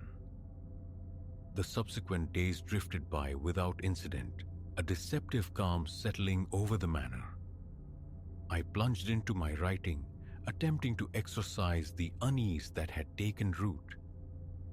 But the house seemed newly alive with furtive whispers and groans. Every creak sent a jolt through me. Every shadow seemed to lengthen and watch. My gaze constantly darted over my shoulder. And then, the photograph arrived. I discovered the envelope wedged beneath the front door during my morning mail check. No postage, no return address, just that familiar, unsettling script spelling Elara. Inside lay the Polaroid. Grainy, steeped in shadow, yet terrifyingly clear. Me, asleep in my bed. The image framed by the bedroom doorway. Ice water sluiced through my veins. This was no figment, no trick of the mind. Someone had breached the house. Someone had stood in my room, watching me sleep. My hands trembled as I dialed Leo. "Are you absolutely certain no one else can get in?" I fought to keep the tremor from my voice. "Positive?" Leo insisted, his voice tinny across the distance. Gran was cautious, borderline paranoid, honestly. Had every lock replaced before she passed. "I hold the only set, Elara, and you have them." His certainty warred with the cold, hard evidence clutched in my hand. That night became a ritual of security checks. Doors bolted, windows latched, relatched. I wrestled a cumbersome antique dresser against my bedroom door, a futile barricade. The fireplace poker lay beside my pillow. Sleep, however, remained elusive, a skittish creature frightened off by every sigh of the wind, every settling groan of the ancient structure. Darkness pulsed with imagined threats. I drifted in and out of consciousness, jolting awake at the slightest noise. Morning brought another envelope. This time, the photograph depicted me at the antique desk, fingers poised over my laptop keys. Captured through the study window pane. A call to the local constabulary yielded little comfort. No forced entry, they noted clinically. Nothing appeared stolen. A prank, perhaps? Wayward teenagers. They offered vague assurances of increased patrols, but radiated a profound lack of urgency. A prank? I knew better. The photographs continued their daily assault. Me engrossed in a book within the dusty library. Me preparing a solitary meal in the cavernous kitchen. Me silhouetted against the bedroom window, gazing into the indifferent night. I became a captive within the manor's walls, curtains perpetually drawn, nerves frayed to snapping point by the ceaseless symphony of creaks and rattles. The sensation of being observed was relentless, a tangible pressure even in moments of supposed privacy. I pleaded with Leo. Find someone else. Let me leave. But he was entangled in legalities across the ocean, promising a return in no less than a week. And so I remained, a prisoner of my own vigilance, my sanity eroding with each passing hour. I rigged rudimentary alarms, tin cans strung precariously near doors, objects balanced to topple at the slightest disturbance. Sleep became fragmented, snatched in desperate hour-long increments. It was during one such shallow doze that the sound sliced through the quiet. The soft, distinct click of a camera shutter. My eyes snapped open, but instinct screamed stillness. I regulated my breathing, feigning sleep. There, limned against the oppressive darkness of the doorway, stood a figure. A shape. Terror clamped down, a physical paralysis rooting me to the mattress. A scream built in my throat, silent, useless. My heart hammered against my ribs like a trapped bird. Motionless, I watched the figure raise the camera once more. Click.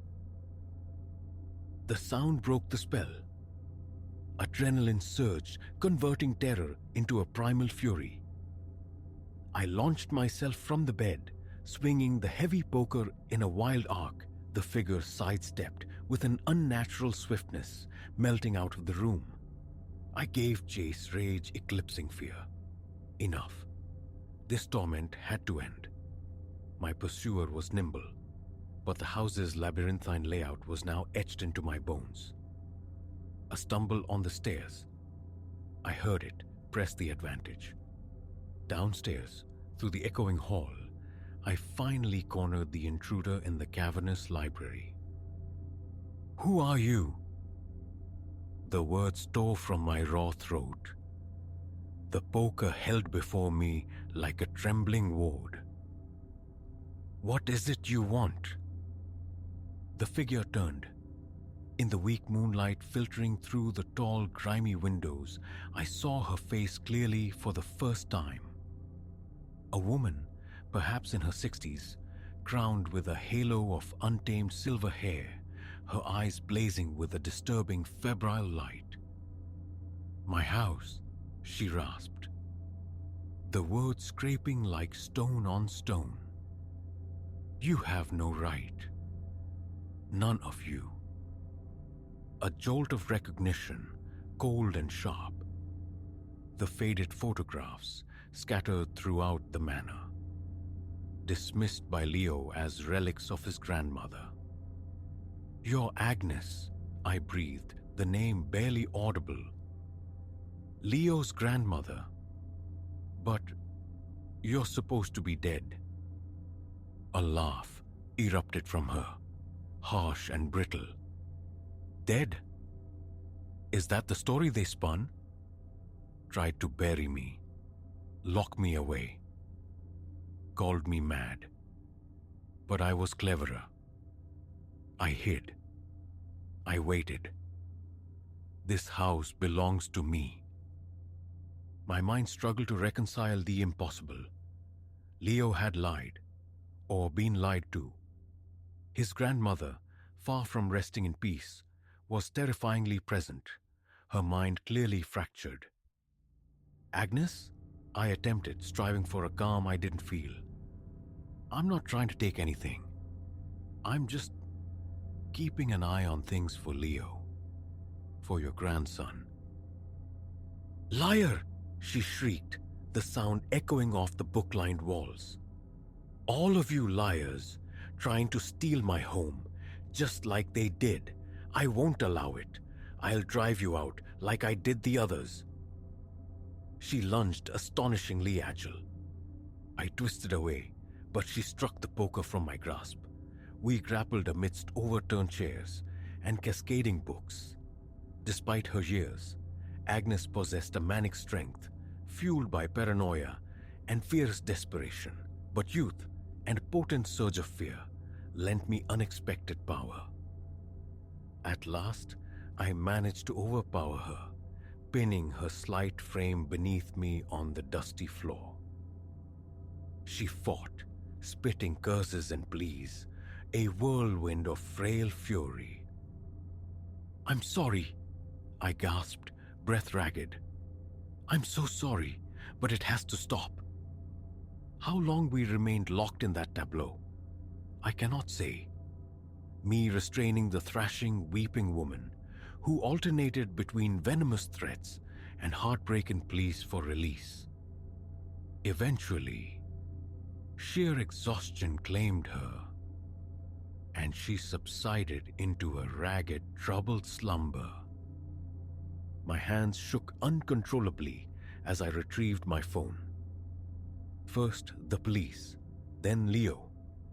The hours that followed dissolved into a disorienting montage of flashing lights, official voices, and the quiet efficiency of paramedics.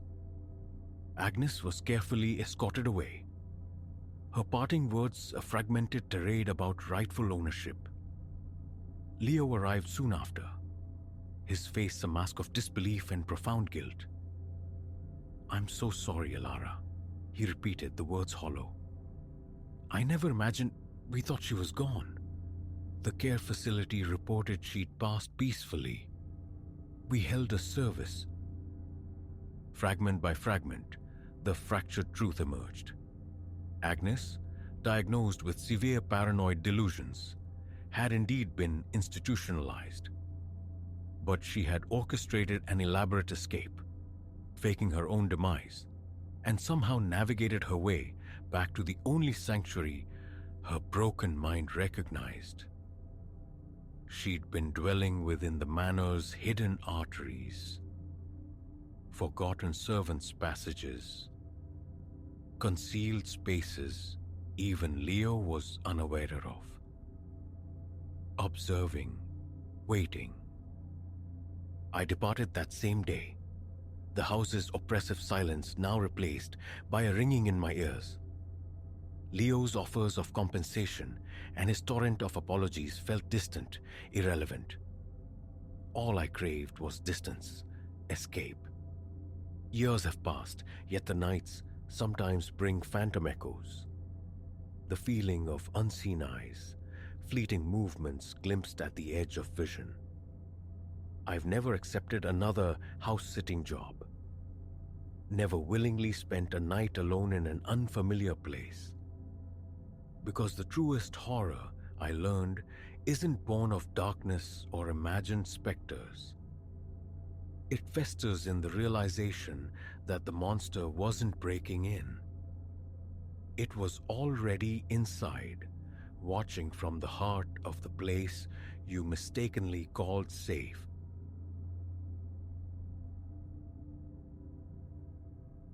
Ancient timbers groaned underfoot, each step across the darkened landing a betrayal of our stealth.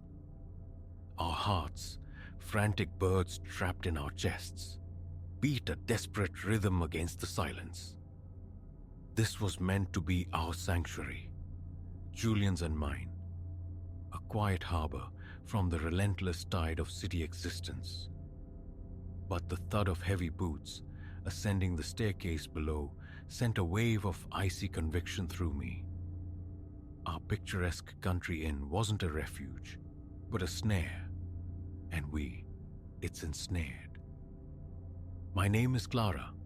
What follows is the unraveling of a dream, the twisting of a romantic interlude into a persistent shadow that clings to our days. It began, as nightmares often do, bathed in deceptive sunlight. Julian and we'd become ships passing in the relentless fog of our careers. The daily attrition of metropolitan life eroding the shores of our connection. An advertisement discovered online. Oak Haven Inn, a charm in bed and breakfast cradled in undulating hills, promised restoration. The perfect mooring, it seemed, to rediscover ourselves. Oak Haven Inn materialized from the winding lane like a forgotten illustration, a gabled manor of a bygone age, embraced by verdant grounds and venerable oak trees whose leaves whispered secrets to the wind. Our host, Mrs. Holloway, a woman whose wrinkles seemed etched by kindness, welcomed us with the scent of warm spices and sugar. A rare pleasure, she beamed, her eyes crinkling at the corners, offering a plate laden with cookies. Not many venture out this time of year. The quiet is all yours. Leading us to our suite, a palpable sense of relief washed over me. This tranquility, this seclusion, this uninterrupted time, it was the balm we desperately needed. Our first day unfolded in blissful serenity. We wandered the estate's pathways, shared wine and bread beside a chattering stream, and later lost ourselves in the flickering embrace of the drawing room fire. For the first time in what felt like an age, the knot of tension in my shoulders loosened. Julian, too, seemed lighter, his laughter echoing more readily, his gaze finding mine with renewed warmth. The disquiet crept in on the second evening. We lingered over the remnants of a candle-lit dinner in the inn's deserted dining hall when the crunch of tires on gravel announced an arrival. Through the tall window, we watched a polished black saloon glide to a halt beside our unassuming hatchback. 3 figures emerged, clad incongruously in dark, severe suits against the twilight hush. Late arrivals, Julian murmured, though a subtle dissonance undercut his casual tone. Perhaps corporate types seeking refuge. We retreated upstairs, attempting to dismiss the prickling unease. Yet, as we lay beneath the cool linens, the house itself seemed to hold its breath. The familiar groans and sighs of old architecture had vanished, supplanted by a profound, expectant stillness. Shortly after midnight, the silence fractured. Muffled tones, the scrape of leather soles on wood, emanated from the corridor just beyond our door. Julian's body tensed beside me. He pressed a silencing finger to his lips. We strained to listen, breath held captive, as the sounds drew nearer. "Certain they're in this room?" A low, gravelly voice questioned. "Affirmative," came the clipped reply. Holloway vouched for them. Before we neutralized the issue, a glacial coldness seeped into my bones. Mrs. Holloway? Neutralized? Julian was already moving, silent and swift, pulling on trousers, gesturing urgently for me to follow suit. Scarcely had the fabric settled around my legs when the brass doorknob began its slow, inexorable turn. Panic, sharp and galvanizing, sparked an idea in Julian. He seized a heavy armchair, jamming its back beneath the knob. A flimsy barricade, perhaps, but it offered precious seconds. "Oi!" The voice barked from the hall as the door met resistance. "They know. Get it open." Wood splintered under a violent impact. Julian gripped my hand, his fingers biting into mine, pulling me towards the tall windows that opened onto a narrow, wrought iron balcony encircling our floor. As we scrambled through the opening, the sickening crack of the door yielding echoed behind us. Heavy footfalls pounded into the room. "The balcony! They're out there!" someone roared. We fled, the icy shock of the metalwork against our naked souls spurring us onward. Shouts pursued us, punctuated by the shattering tinkle of glass as they followed. Reaching the balcony's end, Julian interlaced his fingers, hoisting me onto the slick, angled glass of the conservatory roof below. He scrambled up beside me, and we navigated the treacherous surface with desperate care. There, a voice sliced through the night from the garden. A powerful beam of light pinned us against the darkness. Then, the sharp report of a firearm fractured the stillness. Something hissed past my ear. A shard of roofing tile exploded near my foot. "God, Julian," I choked out, terror constricting my throat. "They have guns!" His face, stark in the moonlight, was a mask of grim determination. "The car. It's the only way." We reached the roof's edge. Below, our hatchback waited, a symbol of escape so near yet terrifyingly far. Between us and it stood our armed pursuers. "On my count," Julian whispered, his grip tightening. 1, 2, 3.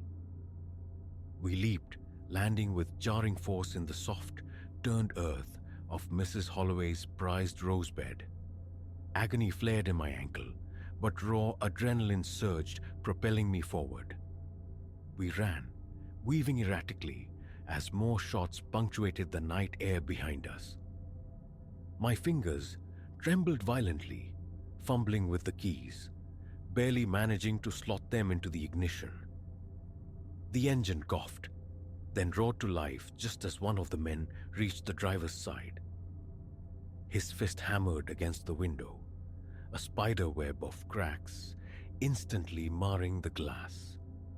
Julian slammed the gear stick into reverse, tires spitting gravel as we tore away from the inn. In the rearview mirror's frantic reflection, I saw the dark figures sprinting towards their own vehicle. "Who are they?" I gasped, breath tearing at my lungs, heart hammering against my ribs. What could they possibly want with us? Julian shook his head, his knuckles bleached white against the steering wheel. "No idea. But we find the police. Now." We hurtled along the serpentine country lanes, The predatory glare of the saloon's headlights, a constant presence in our mirror. Each time they drew close, Julian wrenched the wheel, accelerating, somehow maintaining a fragile lead. Crest in a rise, the scattered, welcoming lights of a small town glimmered in the distance. A fragile tendril of hope unfurled within me. Safety was close. Then, abruptly, catastrophically, our engine sputtered, coughed, and died. "No, please, not now," Julian muttered, pumping the useless accelerator. The car coasted to a halt, steam pluming from beneath the bonnet like a final sigh. Behind us, the twin beams of the pursuing headlights swelled, growing larger, closer. "Out! Run!" Julian yelled, already vaulting from the car, pulling me with him. We plunged into an adjacent field, the tall, dry grass lashing at our legs. Car doors slammed shut behind us. Harsh voices carried on the night air. The sweeping arc of a flashlight beam scythed through the darkness. My lungs burned, while my legs screamed in protest. But the relentless sound of pursuit drove me onward. We stumbled towards the field's edge, where it met the dense embrace of a forest. "This way!" Julian gasped, pulling me into the concealing gloom of the trees. We thrashed through tangled undergrowth, unseen branches clawing at our faces, tearing at our clothes. Behind us, the crashing sounds of our pursuers echoed, drawing inexorably nearer. Just as exhaustion threatened to overwhelm me, a faint luminescence appeared ahead. We burst through the tree line, emerging onto the quiet periphery of the town we'd glimpsed. "There," I pointed, spotting a squat brick building down the street, light spilling from its windows despite the hour. A police station. Summoning our last reserves, we sprinted towards its promise of sanctuary. The frustrated shouts of the men emerging from the woods pursued us, carried on the cool night breeze. We crashed through the station doors, startling the lone officer at the duty desk. "Help!" I sobbed, collapsing against the worn counter. "Please! They want to kill us!" The subsequent hours dissolved into a disorienting haze of frantic explanations, formal statements, and lukewarm bitter coffee. As the first tentative rays of dawn painted the sky, the fragmented truth emerged. Our pursuers belonged to a formidable crime syndicate. Oak Haven Inn had served as a discreet hub for their illicit dealings, with Mrs. Holloway trapped as their reluctant facilitator. Her attempt to subtly warn us, perceived or real, had sealed her fate. We, inadvertently stumbling into their hidden world, became liabilities demanding immediate elimination. The days that followed brought more questions, more forms, the cold bureaucracy of survival. Though the police apprehended the men who had hunted us through the night, the syndicate's leadership remained elusive shadows.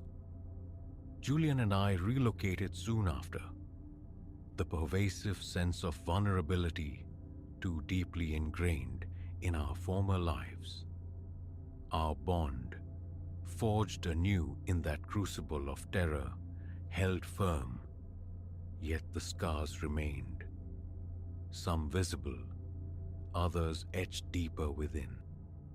Years have passed, yet sometimes I still jolt awake in the dead of night, bathed in a cold sweat, the phantom echo of footsteps pacing a darkened hallway, reverberating in my mind. Julian holds me then, his presence a silent testament to our survival, our shared endurance. But a sliver of doubt persists, a quiet question, whispering in the recesses of my thoughts. Can the illusion of safety, once so violently shattered, ever be truly restored? For we learned a harsh truth beneath the whispering oaks.